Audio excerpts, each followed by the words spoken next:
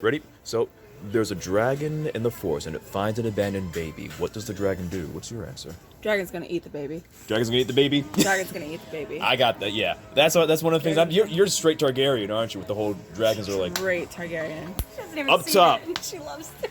Well, I mean, hey, if you ever read the books, the dragons are capricious, but the fact is, they're still animals that have their own will. Listen, And I respect humans them. suck. I mean, and we're tasty, too. Yeah. Yeah. Like, Literally the first thing I thought of when he said dragon in the forest finds a baby, I thought, oh, that dragon's gonna eat that baby. Dragon's gonna eat the baby. Legit. I'm like, because I'm still, Bye. because I've read, Fire and Blood from the Game of Thrones series, Yeah. and I know how those dragons interact. I'm like, those dragons, if you're smaller than them and they're not loyal to you at all, they probably see you as another food source. Yup. And I do not blame them. Yeah, you're prey. Yeah. You're what they need to survive. Yep. It doesn't matter what you are. And- You're just another animal. Yeah. And I remember from, if you guys ever seen River Monsters with Jeremy Wade, I like the did. guy who goes fishing, Yep. he went to like several tribes, and some tribes that practice cannibalism and say that, oh yeah, humans taste like pork. And it makes a lot of sense because humans and pigs have the same fat and muscular consistency. That, and given that we eat hot dogs, we eat anything much like a pig, I mean, yeah, we are omnivore, and I'm all omnivore all the way. I'm like, why do I want to be vegan or vegetarian when like there's such a bounty of nature? Right. Yeah. Dragon's gonna eat the baby, and dragon's gonna eat the baby. Dragon's gonna eat. Dragon All right, baby. right. How smart is this dragon on a scale of like, let's say, you can have its intelligence be from an insect all the way up to, past human. I have always imagined that dragons are smarter than humans, but not in the way that humans are, what's the word I'm Intelligent looking with for? like machines and stuff. Yeah, not like sentient, almost smart, not like human sentient smart, but more like dolphin smart, like they can adapt to survive without the presence of needed to communicate, go to work, make money. Gotcha. Yeah. So that reminds me about how there's a documentary about sperm whales, and what they did is that they had to learn how to survive against humans in whaling. And so instead of just surrounding themselves in a pod and make sure the babies were in the center, they would actually learn how to dive and swim away, and actually and they would even swim in a direction which the ships can't go after, that they're sailing after. I didn't know if you guys were waiting to look at something. Sorry. All right. Hey, thanks. Appreciate it. Yeah.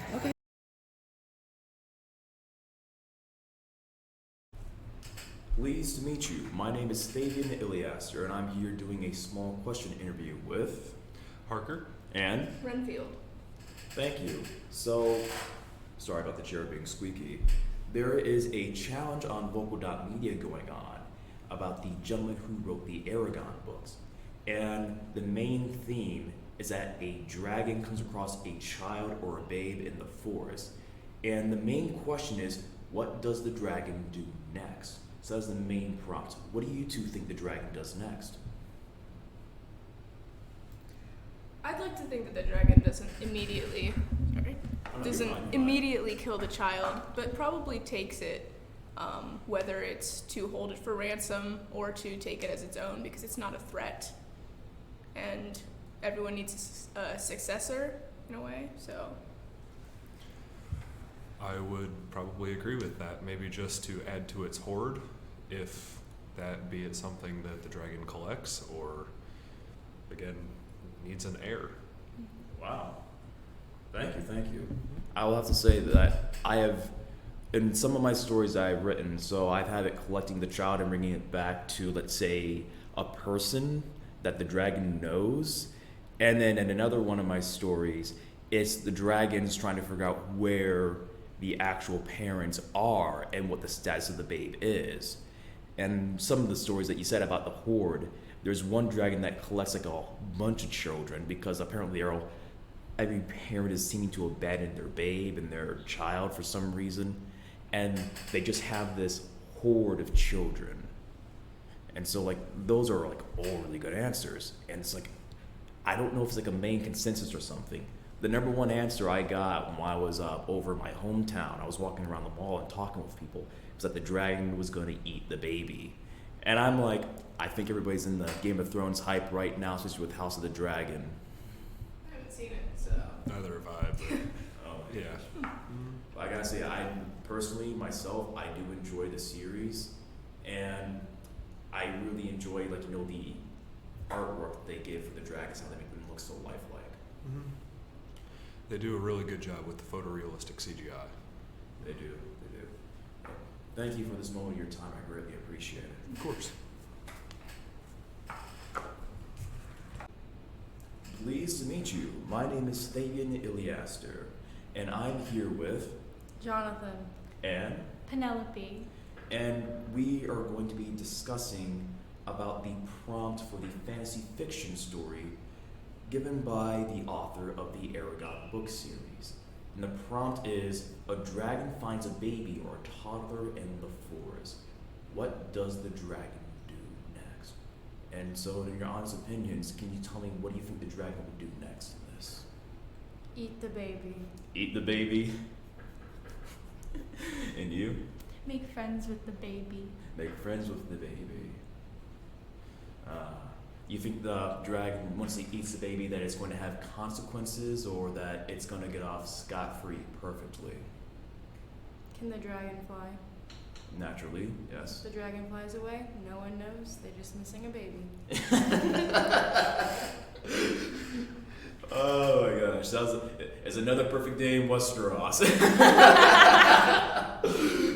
Across the narrow sea and back to Driftmark, they say.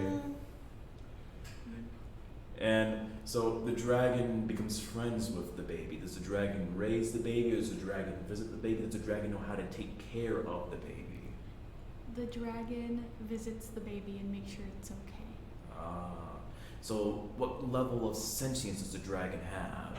Is the dragon like a human level of sentience, wiser than humans, or like is it comparable to a different animal that you're fond of?